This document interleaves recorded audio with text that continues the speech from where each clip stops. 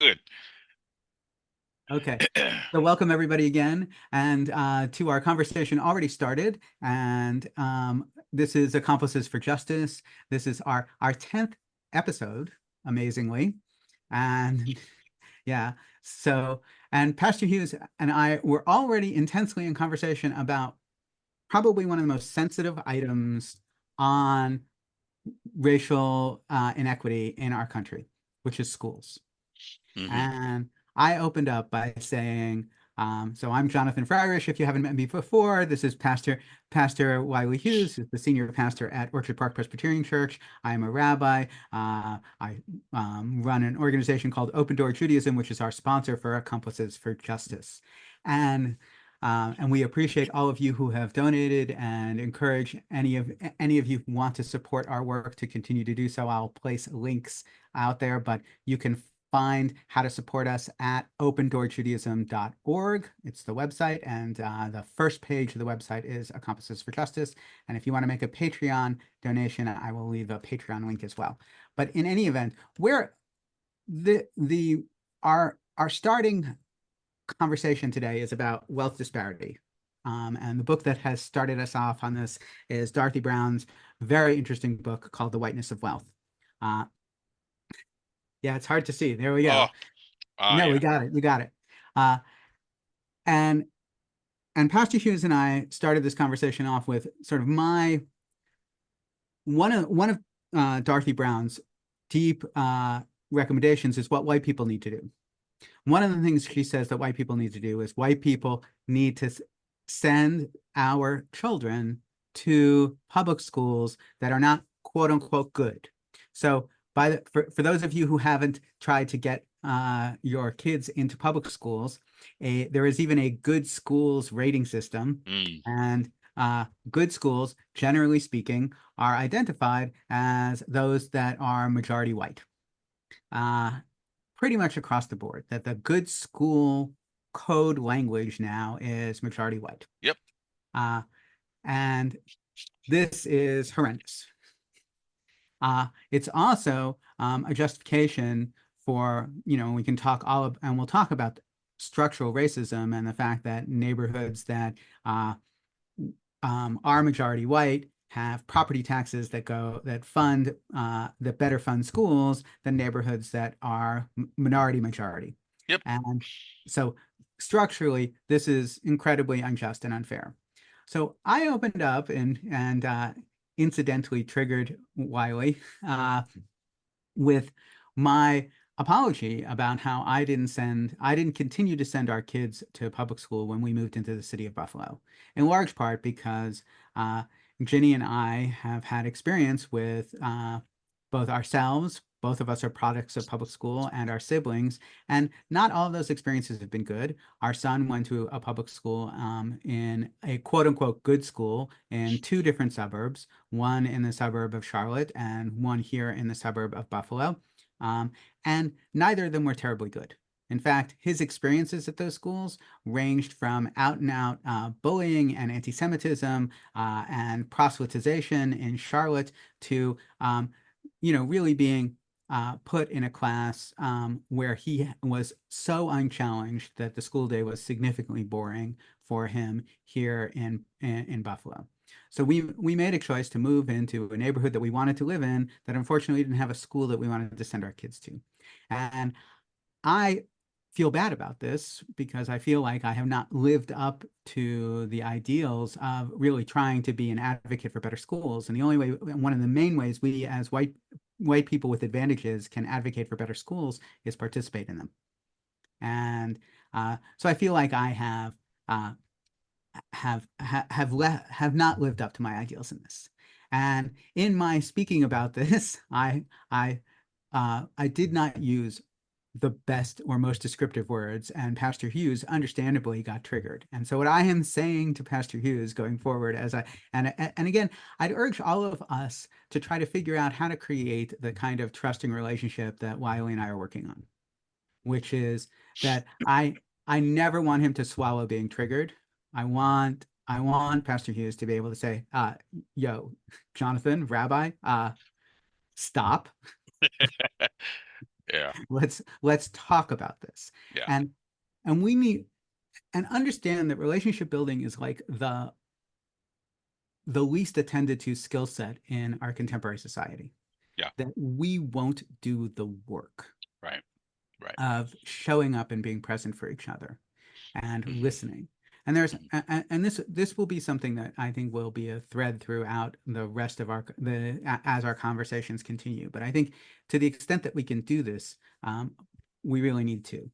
Speaking of being present, thank you all who are present today. I know you are strictly limited in your participation right now. Don't worry, I will monitor the chat. If you want to come off mute before the end, please feel free to.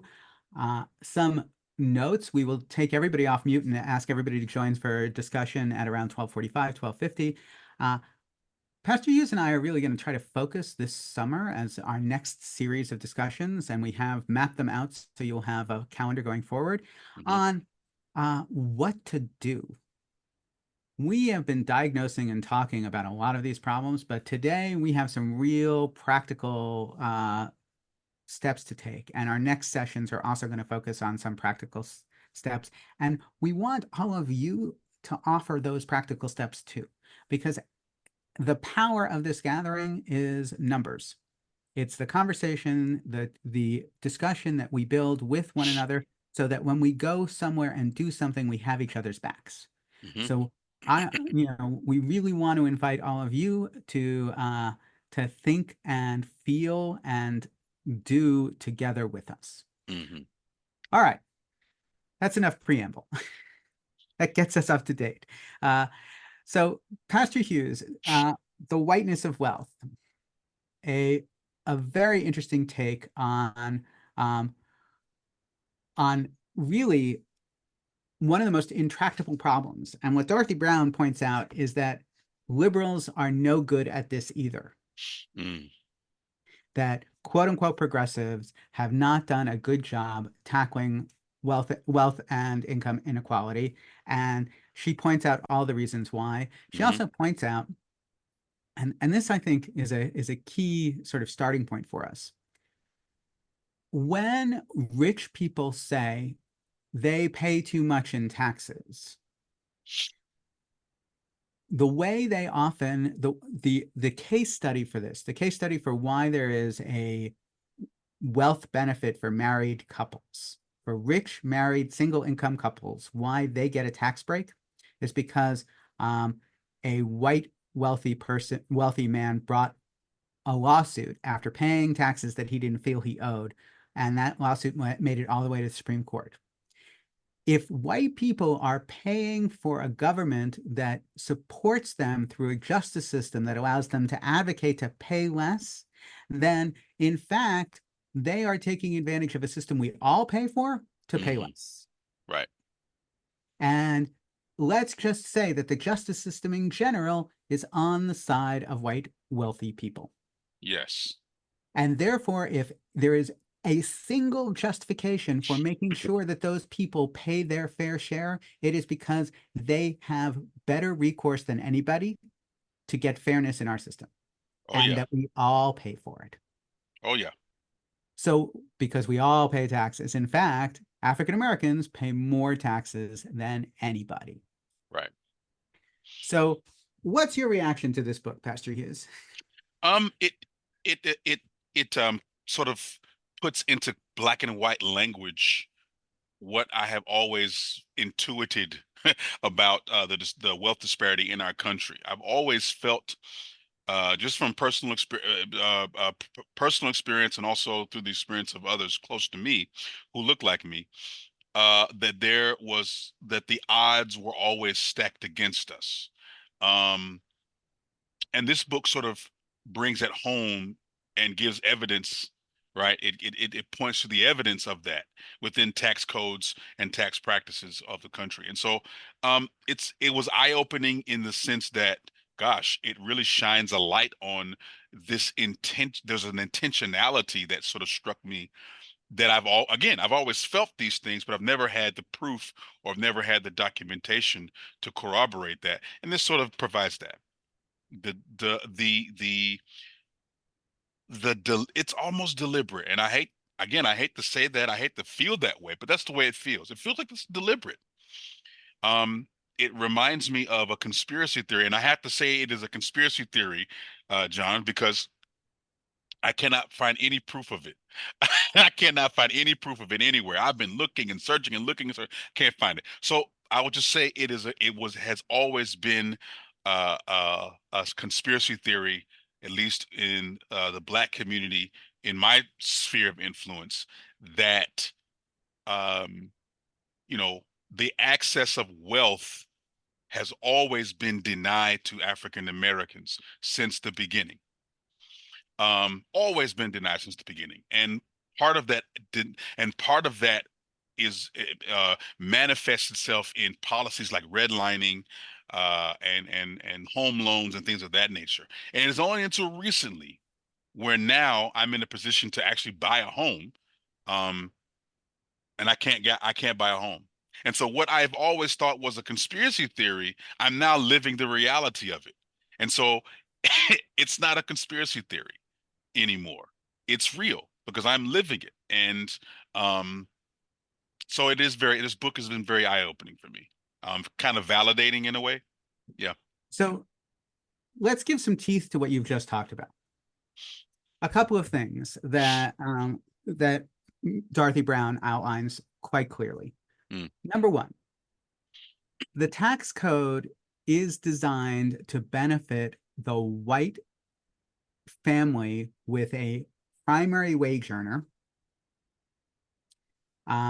So the marriage benefit Yeah. does this on purpose. Yeah.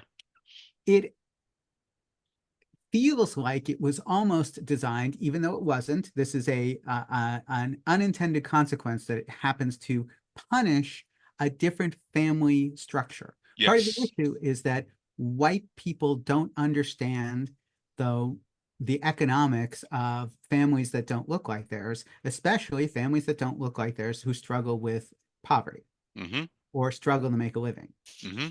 So, number one, when you take a majority single income white, one earner, two married household, Mm-hmm. and then you have that couple file jointly, they get their tax rate lowered Yes. because instead of filing taxes at the rate of the single wage earner, they file taxes at half that. Right. Whereas a couple, both of whom earn about the same, filing jointly, don't get any benefit. Right. So it is an effective tax penalty. Tay suggests another interesting book, Runaway Inequality by Les Leopold. We will look at it. Mm-hmm. Tay, thank you. We take all suggestions. Oh yeah. And so that's number one. So it turns out that marriage benefit is really only a benefit for a family that looks like what the tax code admits is Is basically is a white advantaged family. right, and it's the template. Okay, the nuclear family in and of itself is a template. It's the default setting, not just for tax codes but everything else. And so that does not take into account other under other understandings of what a family is. And in fact, they have names for it. It's called broken families, right? Single parent households. These are not treated like families. And I am a product of a single parent household. And and now I have a nuclear family. And yet still having a nuclear family, I'm still paying more taxes and I'm still not treated the same as my white counterparts. And they come to my church all the time. And we have both, we earn about the same, we have same amount of children, same age, and yet they don't pay as much tax as I pay. So there are a number of reasons about that, but let's talk about wealth creation, because that's really what the book is about.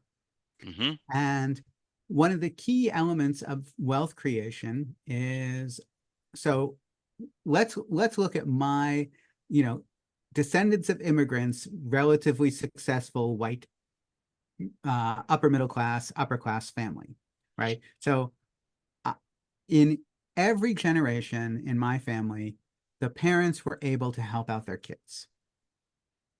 Um, my parents were helped out with jobs. My father worked in his father's business. His father had his business was successful enough to sway my father from a banking job that he was working as an MBA student in Manhattan to instead work in meat packaging. He could outbid Bank of America at, well, Bankers Trust at the time. So because Bankers Trust doesn't pay incoming MBAs all that much money. And and on account of that assistance, right? Just this single thing, which is that parents get to help kids, Hmm. right? So I I am the beneficiary of parental largesse that allows me to live better than I would otherwise. It allowed me to buy a house because my parents, both parents, even though divorced and not together, still had enough wherewithal to help Ginny and me with our down payment. Again, having family help. The issue is our tax laws are designed to make those gifts tax free. Yes. Whereas the majority of African American families have, if an African American couple is successful, the likelihood is a significant amount of their wherewithal is going to support their parents. The Yes. direction is reversed. Hmm. Now, this makes sense because, of course, while my grandparents were my grandparents and great grandparents were somewhat disadvantaged because they were either immigrants or the children of immigrants, they weren't the children of slaves. Hmm. Let's And talk about the fundamental difference and there. and we have to take into consideration the history. I mean, we're talking about from Reconstruction on, it was the biggest land grab among African Americans in the history of this country. African Americans, newly freed, emancipated African Americans were buying property because land was the chief means of accumulating wealth in this country. And almost as soon as we got land, it was taken away, never to be given again. And so even at our best, when we tried to compete, when we tried to get into this wealth attaining boon that was happening with Reconstruction, it was denied us, particularly, specifically. Well, And and worse, and in and those worse, cases, Wiley, worse than that is that at the same time African Americans were being denied access to home ownership, to land ownership, white Americans had access to the biggest land giveaway with the yes, opening of the West. Again, tax-free, tax free. totally incentivized by the government. And then, so the whole, again, remember, part of what we're combating is this pull ourselves up by our bootstraps attitude, as if, Yeah, right? And it's not just, I mean, I'm sure many of us have all seen that very helpful illustration of the foot race mm, where the coach says, okay, if your parents are still together, take a step forward. yeah, If you've never had to worry about hunger, take a step forward. If you've always had a roof over your head and never had power go out to, and all these advantages. Okay, so how is this an equal race? mm, Well, the problem is what the with that setup is they're not saying if your parents struggled to make a living, not to make a substandard living, take a step back.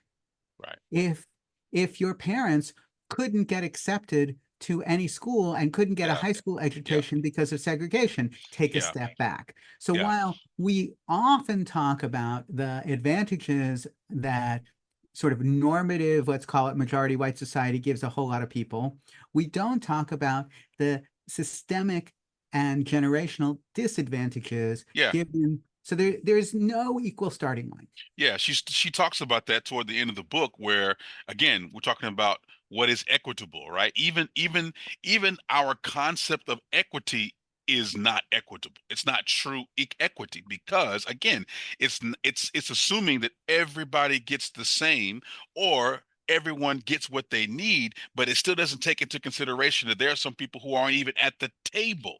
We aren't even at the starting line. So when you want to talk about equity, it has to be true equity, and it has to take into consideration those people who aren't even in the normative bracket here, which, Well, and she starts with her parents, yeah. right? Who both worked lower to middle income jobs, and who on account of being, were having their incomes combined paid in a higher tax bracket than they would have otherwise had they filed singly. So they were Hmm. and on top of that, when her father worked triple overtime on the weekends to increase their income, it put them into a higher tax bracket and actually led to a loss. Yep. So Oh yeah. here is another big problem, which is that the tax system itself does not take into account. And one of the things she doesn't talk about is the inequity of payroll taxes, Mm. which, which of course, right, payroll taxes, our funding for payroll taxes and Social Security uh, tops out, right? Hmm. So at a certain point, you can pay no more. So Hmm. that's a regressive tax. Right. And um, so she doesn't talk about tax relief at the payroll tax level, because why we should have, a regressive tax that hurts those who make the least is a totally crazy anyway. Mm. What she does talk about, though, is what are some possible solutions. I'm interested, Pastor Hughes, because in the possible solution realm, generally speaking, and we need to start with the solutions that don't work, because I think this is very important. We on the left, we progressives, like to think, okay, let's talk about the solutions that presidential candidates have put forward since Obama. Everybody should go to college. Everybody should own their home, and um, financial literacy. Yeah. Okay, so those are three big um, supposed solutions from progressives to attack um, income and wealth inequity. Hmm. And let's talk about the fact that the big issue is wealth inequity, and income inequity is another story, Yeah. and active versions. But let's talk about those three issues. How does Dorothy Brown help us understand how everybody going to college actually doesn't equalize things? It doesn't. It doesn't equalize anything. No. Why not? Do you remember why? I don't remember specifically, but I've thought about these things before. Yeah. Okay, so number one, uh, could your single parent, Pastor Hughes, help you go to college debt free? No. Okay, I did not have to pay for college. I had to pay, I took out loans for graduate school, but I didn't have to pay for college. Hmm. So right there, your college degree and my college degree, pretty good college degrees. We went to good schools. We did well. Already yours left you behind Hmm. on because you had to pay back loans and mine didn't. Still paying back loans. That's right. So already out of the gate, urging everyone to get a college degree does not equalize things. No, it doesn't. Furthermore, furthermore, you as a college graduate and me as a college graduate are not treated equally in the workplace. Nope. So it turns out that it doesn't matter that you might be better educated than I am, that you might have better grades, that you might have a better transcript. Uh, it doesn't matter that you might have done better extracurriculars. The fact of the matter is, we are treated, I will be treated better in the Of workplace. course. Of course. I will be, I will be urged to apply for a job for which I am less qualified that pays better, and you will be urged to apply for a job that pays worse for which you are overqualified. Yes, every single time. That's why I'm a pastor, because I couldn't get the jobs that I really wanted. Anyway, Is end that of true? rant. That's true. That's true. That is true. I wanted to be a teacher. I wanted to be a professor. When I graduated college with my undergrad, I wanted to go into education. But My education degree did not carry me as far as other people's education degree carried me. And so I had to lean on my minor, which was religion and philosophy.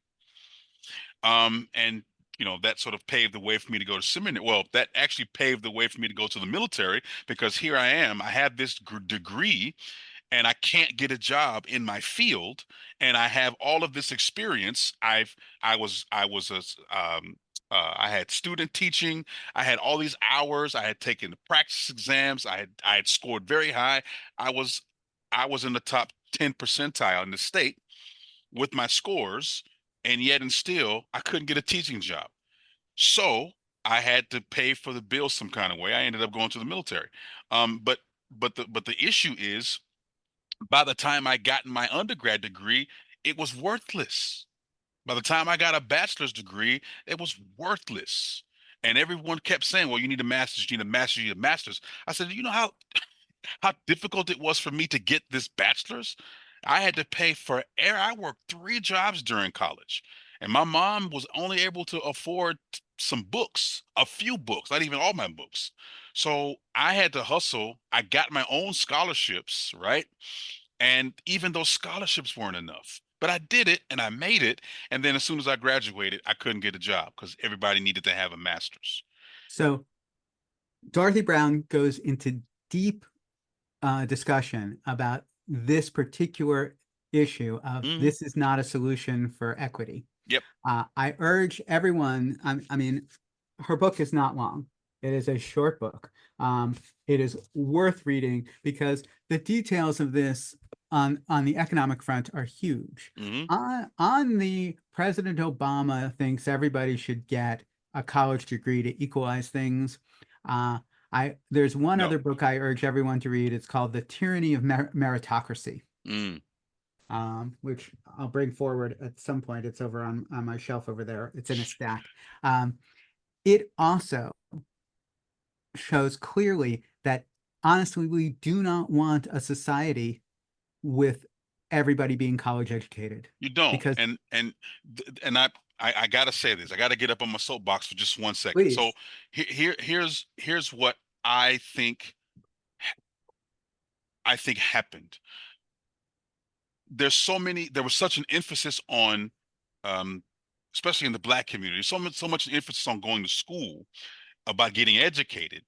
Uh, and what did that do? That took Black people out of the idea of being earners and being entrepreneurs and having business owners and accumulating wealth. You can't accumulate wealth if you're in debt. You can't accumulate wealth if you're in debt. And so they took away all of these vocational programs out of school. So by the time I got to high school, there were no shop classes. There were no any of those kinds of classes. There was only college. It's all you could do. And so what we missed was this whole idea of going to a vocation, being a mechanic, being a plumber, being an electrician, being a general contractor, because these things, while they are not academically, again, geared toward academia, they are geared toward you making an honest living and being able to provide for yourself and also to provide for your children. Because if you can work for yourself, then you are on a track to building wealth. Okay. And those things were denied to us. And so, yeah, so we put all our eggs in one basket. Let's go to school. And again, like I said, everybody spent all their energy and their time and their talent and their treasure trying to get into school. And then by the time you get out, your degree, it's a receipt. It's just a receipt for all the work that you've done. And then you're not even accepted in academia. You're not accepted in the workplace because now you don't have enough education or you have too much education. And so it did not help our community at all. Right. What would have helped us is if we had more access to vocations, if we could go to school to be an HVAC. I know a guy right now, he works in Arizona. He's an HVAC technician. This man makes so much money because Arizona, it's 120 degrees right now. He's never without a job because he knows how to fix HVAC. He knows how to fix air conditioners. And he has his own business and he's pulling in about $200 or $300 a year. And it's only because he decided to go to school to learn how to work on HVAC. And everybody said, you're wrong. You're too smart for this. You're that, you're there. They were pushing and pushing and pushing and pushing him to go to school, to go to academia. And he said, I don't want to do that. He was smart. And everybody said he was an idiot because you're not smart enough to go to school. You're an idiot. So you got to go to vocational school. And who's laughing now? Because I'm still paying off school debt. He has no debt. And now he has wealth that he can hand off to his children. They don't want to go into the HVAC business, which is sort of a whole other thing that we can talk about later. But the fact that he can offer them a multi-million-dollar business is puts him way ahead of the game, far ahead of the game that far ahead of the game than me. I have nothing to offer my children, even though I'm making more money now than I've ever made in my entire life. I still have nothing to give my children because Oh, I disagree. So, you know, what you have to give your children is a lot of the intangibles. So I just put an article in there and uh, uh, a couple of snippets from it. This is an article from the New York Times this week, and it's the name of the article is "The American Elevator Explains Why Housing Costs Have Skyrocketed." And the quote I put in there is elevators in North America have become over-engineered, bespoke, handcrafted, and expensive pieces of equipment that are unaffordable in all the places where they are most needed. Special interests here have run wild with an outdated, inefficient, overregulated system. Accessibility rules miss the forest for the trees. Our broken immigration system cannot supply the labor that the construction industry desperately needs. Regulators distrust global best practices, and our construction rules are so heavily oriented towards single-family housing that we forgot the basics of how a city should work. yeah, So this is exactly in the spirit of what you're talking about, Pastor Hughes, which is that instead of figuring out how to build and maintain and advance a society which needs people who are excellent at on-the-ground right, engineering, right, at figuring things out, right. instead of understanding that our electricians and our plumbers are also experts in their field whom we need to listen to. And they make the country work. They make the country work. It's almost like, guys, the very people who we need the most are the people that you are making sure we don't have enough of. And it's Right. like it's and I'll be a pastor for a minute. I'll be a preacher for a minute. It's almost like that story in the Old Testament in the Hebrew Bible where the two women are arguing over a child and they bring the child to King Solomon and one lady says she says this is my baby. This woman stole the baby from me, and the other lady who actually lost her baby and stole the other baby was like, no, it's my baby. And King Solomon says, well, I will cut the child in half, and you can each have half. And the woman who lost the child said, fine, cut the baby in half.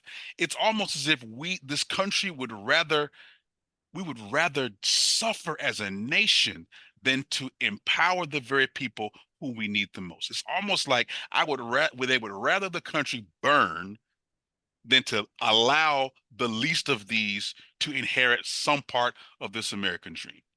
Well, and compound this with the idea that somehow or another there are some people who are expert at everything who are actually experts at nothing.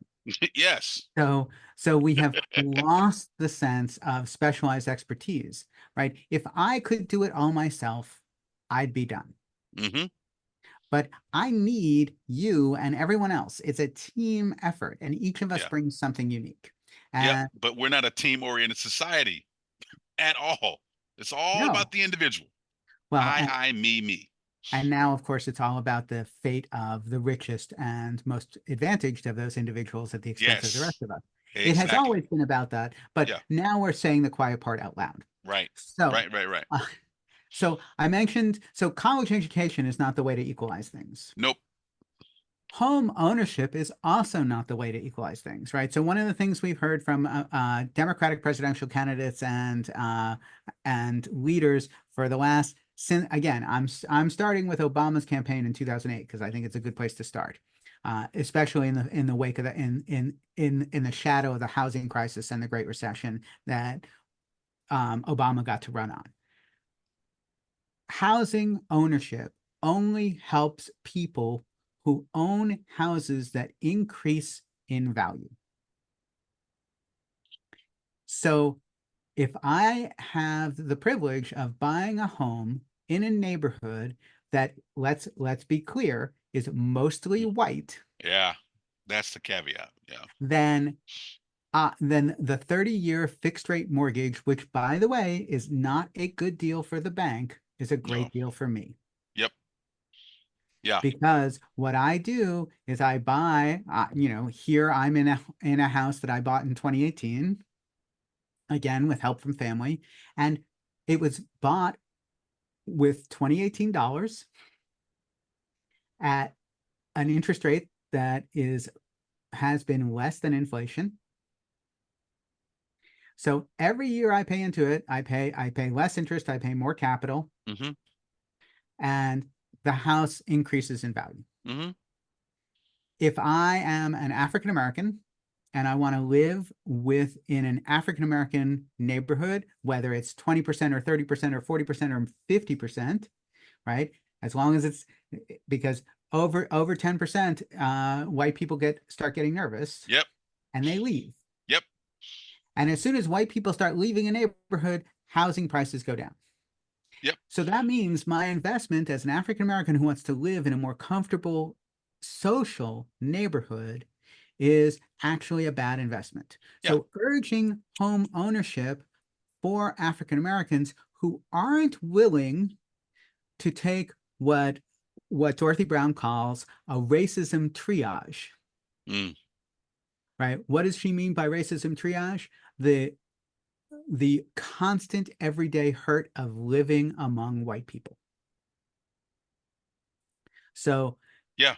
an African American who moves into my neighborhood here in North Buffalo might feel okay. It's a moderately diverse neighborhood. However, I can bet they're going to face an African American neighborhood is going to face more questions, more hard looks, more maybe police calls because they're not supposed to be in their own effing home. Yeah. All of the major discomforts, all for the sake of fiscal well-being. So Mm-hmm. unless, and this is her advice, unless an African American is willing to take on the racism triage of living in In the a predominantly white difficultly area. racist area, Mm-hmm. home ownership will not benefit African Americans because homes on the east side of Buffalo do not appreciate in value in the same way that Well, my and home even if you do, does. even if you're able to afford a home in a white neighborhood and you get the home in a white neighborhood, like you said, white folk get squirrely and all of a sudden your value goes down. And white people don't even have to get squirrely. As soon as a black person moves into the neighborhood, property value goes down. Everything goes down.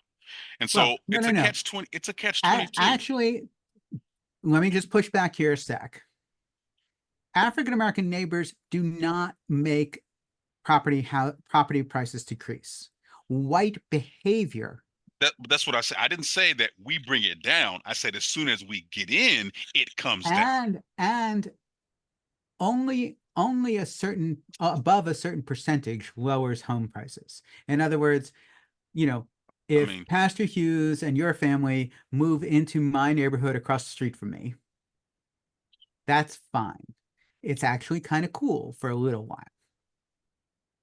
It ceases to become fine if the neighborhood becomes more comfortable for you, meaning, okay, maybe your in-laws move in across the street and that's my suddenly, point. That's the point so I'm making. It's not. one one household is okay, two or three or four, that's the problem. Well, but the point is, it's not we African Americans who bring the property value down. It's the neighborhood's response to our presence, right? It's the white behavior, which is the other thing. Exactly. So again, we're talking about mythological solutions, right? Mythological Huh, solutions. Yeah. right? Get everybody getting a college degree doesn't solve wealth inequity Right. or even income inequity. Everybody buying a house doesn't solve wealth inequity or No. income inequity.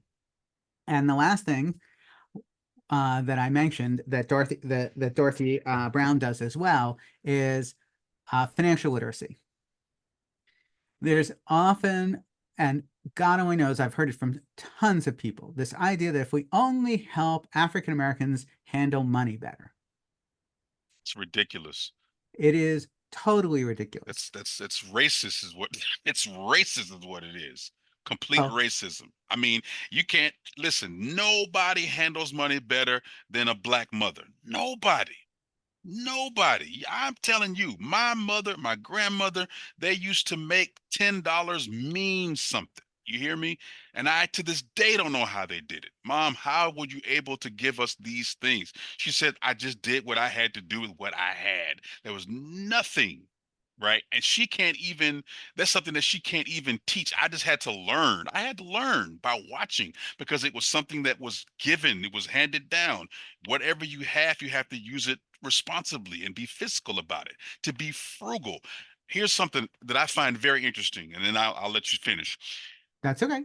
All of my life, I've grown up around Africa in the African American communities, grown up around African American men and women, and I know the difference between people who are good with money and people who are not good with money. Okay. So I'm not saying that all black people are good with money. I'm not saying that all white people are good with money. I've seen the difference. But the practices that my mother and my grandmother had when I was growing up, as far as how they use their money and how their level of frugality was always presented to me as poor people mentality. Oh, you're saving food because you're poor. Oh, you don't buy these certain clothes because you're poor. Now I am living in Orchard Park, the bastion of wealth and achievement in the metropolitan area of Buffalo, and I see half of the people in my church who do the same things. They clip coupons. They don't buy name brand clothes. They shop at Gabe's. They shop at outlet malls. They always go on sales, discounts. And I'm looking like, wait a minute, you're supposed to be rich. I know how much money you make. You make it.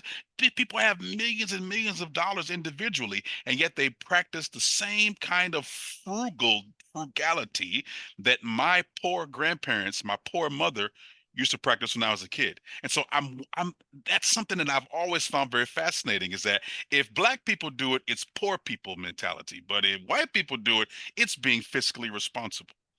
Yes. Well, racism. So, uh, let's talk about, Oh, Dorothy oh, Brown once uses keep going, keep going. I'm coming back. Dorothy Brown uses the example of her family all the time, and she talks about her mother, who viewed any raise that she got as an opportunity to save money. So she put money away with a say whenever she got a raise, because she said, in Dorothy Brown's words, I didn't need the money before I got the raise. So now that I've gotten the raise, I'm going to live without it. I'm gonna save that money. So people who are struggling with poverty, African Americans, everybody in this world who doesn't have enough, almost all of us at the same rate as wealthy people know how to be frugal. Yeah. And we know this. We have actual evidence of this from the last 20 years of socioeconomics, because the only thing in the last 75 years that has made any dent in childhood poverty in this country is the pandemic relief funds that were given out when uh, families with children who were facing poverty received money, Yep. not an application for money, not uh, a way to sign up, not a website to sign up for, but direct payments.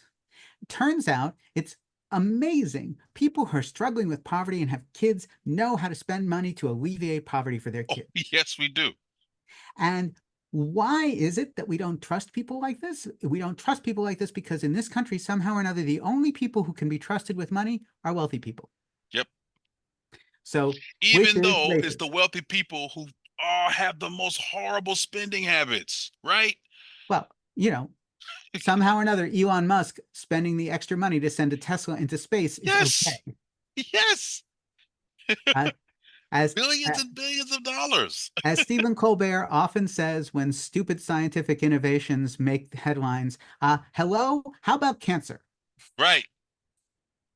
I'm getting a national weather. Ooh, tornado warning. Oh yeah, we Wow. got tornado warnings. Okay, so I want to remind everybody. So before I open it up to discussion, I want to say in 2 weeks from now we are going to take on yet another sort of specific area of this, which is particularly housing inequity. So we're going to look at two books that are really a pair of books. The first one is one that many of us have read before. It's called The Color of Law by Richard Rothstein. And this is a seminal, amazing history in narrative and numbers about the way that housing segregation is not an accident, it's on purpose. So, Ooh. it's really, I mean, no holds barred. Yeah. Don't think this is just some sort of informal happenstance. It was entirely on purpose. And Richard Rothstein and Leah Rothstein, his daughter, collaborated on a what to do next about it. Hmm. So this is their how-to book. So we're going to look at both these books next time. Neither of them are long reads. They're both available through the library. So for those of us who are Libby users, grab them now and listen to them. So that's in 2 weeks. In 4 weeks, I have currently given us the big effort of doing a little background work of the rise and fall of the Second Republic, Reconstruction, 1860 through 1920. Manisha Sinha is an amazing, interesting historian, Great and so book. I'm very much looking forward to this because, of course, one of the things we tend not to look at is the historical roots of all of this and how none of this is new. Right. Um, Right. Again, if you like this conversation, please feel free to support us either on the link that I put on patreon.com or at Open Door Judaism.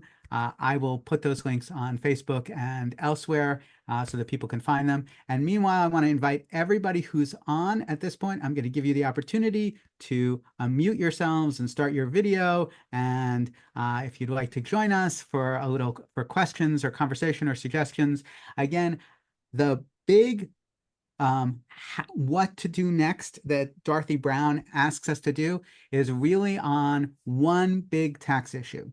Her big tax issue, aside from we should have transparency and we should know, we should have the data to see how much more or less African Americans are paying in taxes. So that's one thing she mentions. But her big tax issue is what she calls a um, a, a wealth-based refundable tax credit. And if you wonder what that means, it basically means if you have less wealth than $100,000, then you would get a tax credit. Mm. And she goes into that argument. It's not her first choice, but it is the choice that she feels would actually get passed by both potentially passed by Congress and hold up in the Supreme Court. So I put the link to her article on this, which is an expansion of the piece in the book.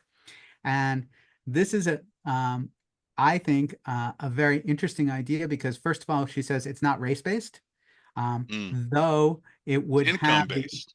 no, it's wealth-based, Okay. Wealth wealth-based. based.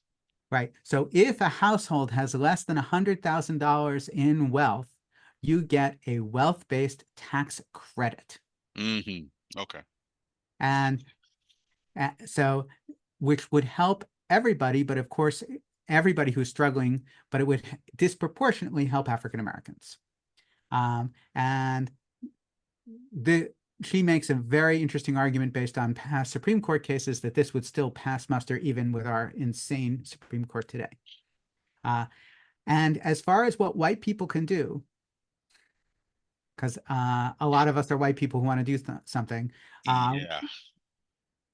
schools and neighborhoods, right? We need to start literally integrating schools and neighborhoods, but we need to do so respectfully and in partnership and not thinking that we have this solution for everything. White savior mentality is not going to work either, by the It way. is not going to work. We need desperately to share whatever wisdom we have on wealth creation with our neighbors. Uh, yeah, it's getting bad out here. It's getting really, really bad over here. We're having a weather event in Orchard Park. Yes, we are. I Uh, may need to get off because wow, it's crazy. It's raining sideways and lightning and thunder and lights are flickering. I may need to get off and take Yeah. shelter. Yeah, I just got a warning that says that a tornado is coming between now and 1:15. So in well, Orchard Park. I hope everybody is safe. I'm going to stay on because Okay. I'm in the safe zone of North Buffalo for Yes, now, you are. God Good old willing. yay lake effect. Okay. I'm gonna log off and I bless you all. Continue the conversation. Maybe um yeah, I'm gonna go. I'm gonna go. All right, keep your So family safe. yes, I will. Blessings. Okay. All right. Bye-bye. Hi, Tay. Yeah, I moved to a somewhat safer part of my house, but Hi, I may Barbara. go too. Yeah. And And hi, I think Nanette. Hi, Nadine. Hi, Chris. and Nice. Allison is in northern Canada right now with her family, so she doesn't even have Wi-Fi. And I suspect Sally is doing something else, but we'll can we So, watch the end of this later on Facebook? yes. Is it recorded? Oh, yeah. Well, you know, I record all these and put them out on YouTube. Uh, and they're all then turned into podcasts, so you can listen to them. You don't have to watch us okay. as well. Well, I'll listen so long as the thunder doesn't get worse, but at least I know I can. So I will be quiet. No, you're fine. So the suggestions for us white people about what we can do to enhance wealth and income equity for Black people.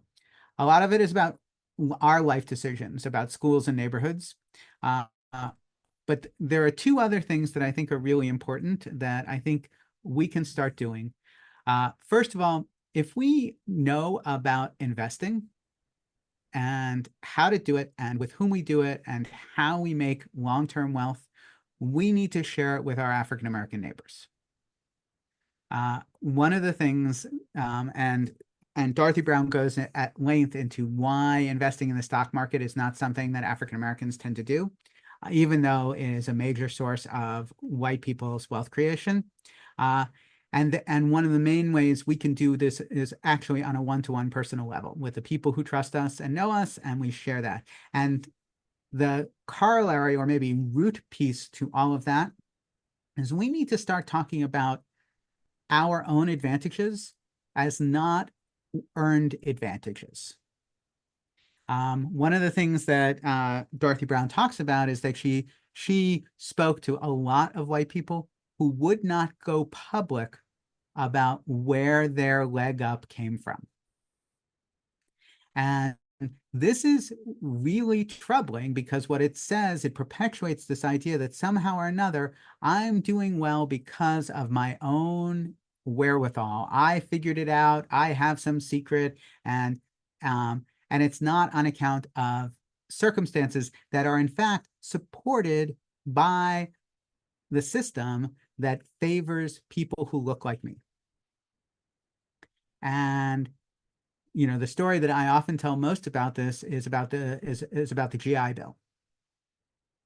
So I have received a significant amount of help from both of my families, from my mother's family and my father's family.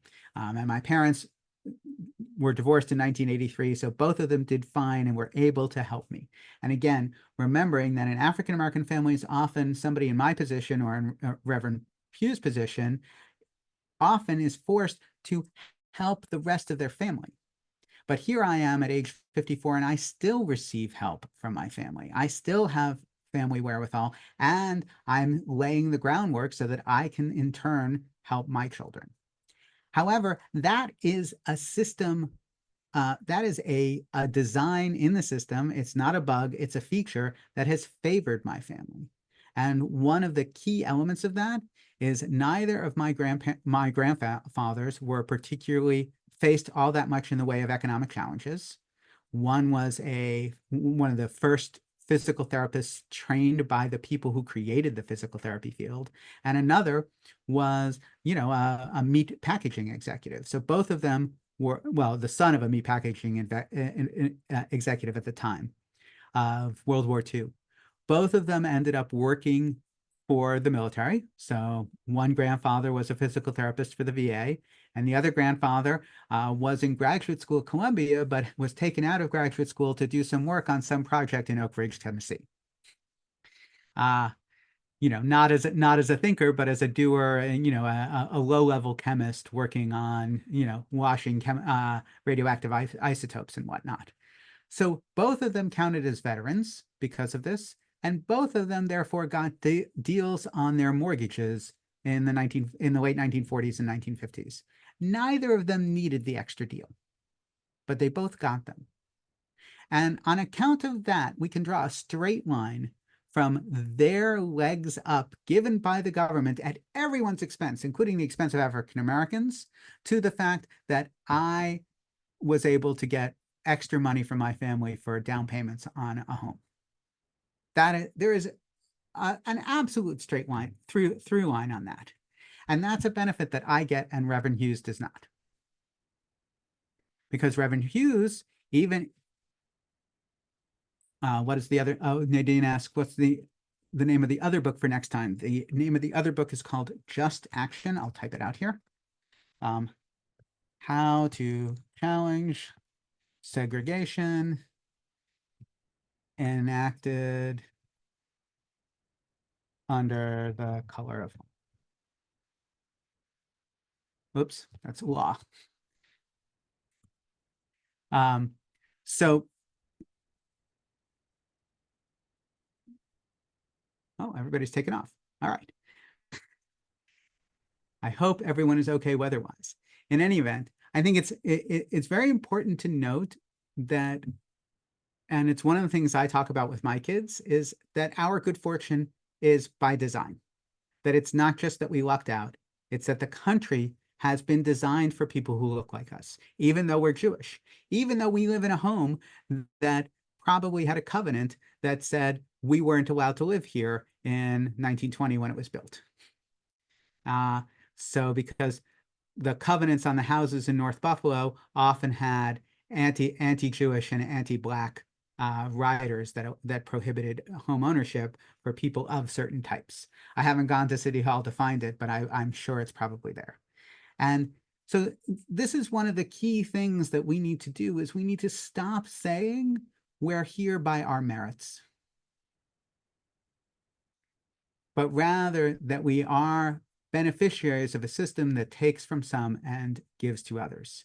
And one of the biggest things about the whiteness of wealth that Dorothy Brown points out is that African Americans overwhelmingly pay into the system as soon as taxes were levied on a broader population and receive fewer benefits from it than anybody else. And this is not exactly racist intent, but it is due to the fact that African American families don't follow the quote unquote white family ideal of single wage earners. And therefore, because of exigencies, because of requirements, in order to get by, both parents need to work, both partners need to work, and that leads to incredible inequities down the line in the tax system. Chris, did you have a question or a comment? Well, so my comment is that any white person, and particularly any white man who claims that they made it on their own, is delusional. That's the only word for it. And so I look at, my benefits. My great grandparents settled in northern Maine and received land grants in the 1870s. And my parents both went to land grant colleges in New Hampshire and in Maine. And, at the time, those colleges were not quite free, but they were pretty darn close to free, for students. And my father-in-law definitely benefited from the GI Bill in the 50s, 40s and 50s, in the 50s. And so, yes, my husband and I made some decisions that have allowed us to accumulate wealth. And, we didn't do too many stupid things. because you can do stupid things and mess it up. But I wouldn't say that anything that we have done has been our effort alone. We've been assisted by our families, by the way we were brought up, by the things that were available to us as children and as an adult, and I benefited from affirmative action. And I think that some of the studies I've read say that women benefited more from affirmative action than African Americans of any variety. So, and that certainly I think applies to me. Well, and all those things you say are accurate. I think the key element, and I think certainly what Wiley would say, and I know Nanette's on the call and she would probably echo this 100%, is the idea that there is some teaching that white families with advantages have that is not being promulgated to Black families struggling with poverty or struggling just to get ahead is totally crazy. There is no, and this is really the financial counseling thing that is at issue. African Americans who want to invest in the stock market face huge racism in terms of trying to actually talk to brokers who don't look like them. And the financial industry is overwhelmingly white. Yep. Going back to the school question, the example that Dorothy Brown brings forward is a young woman who learned about investing in her mostly white middle school, where they had, they urged kids to sort of, do buy a share of stock. And it turns out that her share of Coca-Cola that she bought when she was 12 turned into a major seed of wealth creation for her later in life. Yeah, Similarly, I think I did that exercise as well, and I also had Coca-Cola in my portfolio. Similarly, my son, again, now we're going from your childhood, passing through my childhood to somebody who was just in 7th and 8th grade 3 and 4 years ago. My son was part of a, stock market game competition that's a statewide competition here in New York State. And I'm pretty sure that even had he gone to a quote unquote good middle school like Amherst or Williamsville, he might not have participated in that same game that he managed to do when he was at Elmwood Franklin. And the normalization of wealth creation in advantaged white American culture is huge, and it is not in African American culture, and that it goes beyond reasonable advice on how to make a budget for a household, which I think most everybody does understand. All right. With that, we are at 1:03. Thank everybody. We're really praying for the safety of our neighbors in Orchard Park. I hope there really is not a tornado and that everybody is okay. 2 weeks from today, Wednesday, July 24th, same time, noon, we will be talking about the color of law and just action, as I mentioned. We are on for every 2 weeks through at least September right now. So I will send out more notices.